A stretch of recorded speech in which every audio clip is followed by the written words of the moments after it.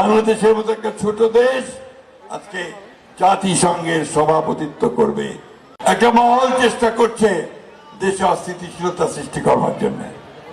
আপনাদের কাছে আমাদের আবেদন যে অস্থিতিশীলতা সৃষ্টি না করতে পারে তার জন্য আপনাদেরকে সতর্ক থাকা, সজাগ থাকা।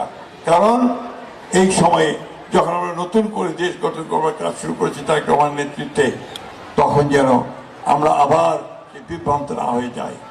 নারী সমাজের প্রতি আমার আবেদন আছে, রুইয়া নারী সমাজ অনেক সংগঠিত, তাদেরকে আরো সংগঠিত হতে হবে এবং তাদেরও সংগঠিত হয়ে তাদের ক্ষমতায়নকে নিশ্চিত করতে হবে।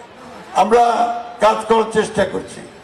সবচেয়ে বড় জিনিস যেটা মনে রাখতে হবে যে এই কাজ করা সম্ভব হচ্ছে একমাত্র আমাদের প্রধানমন্ত্রী জনাব তারেক রহমান সাহেবের জন্য।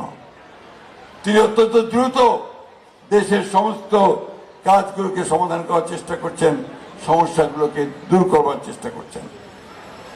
অনেক সমস্যার মধ্য দিয়ে আমরা দায়িত্ব নিয়েছিলাম। আপনাদের প্রতি আমরা আমাদের কৃতজ্ঞতা জানাই যে বিগত নির্বাচনে আপনারা আমাদেরকে ধানের শীষে প্রচুর ভোট দিয়ে জয়যুক্ত করেছেন, তাই না? আমি এখানে হিন্দু, মুসলমান, বৌদ্ধ, খ্রিস্টান সব ধর্মের মানুষ, সব শ্রেণীর মানুষকে আন্তরিকভাবে ধন্যবাদ এবং কৃতজ্ঞতা জানাতে চাই।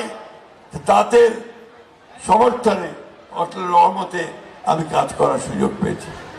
বন্ধুগণ, আরেকটা ভালো খবর আজকে আছে, আপনারা সবাই দেখেছেন যে জনাব তারেক রহমান সাহেবের নেতৃত্বে আজকে গতকাল যে নির্বাচন ছিল, জাতিসংঘের প্রেসিডেন্ট নির্বাচিত হবার সেটা বাংলাদেশ সাইপ্রাসকে পরাজিত করে নির্বাচিত হয়েছে। বন্ধুগণ, এটা একটা বিরল সম্মান।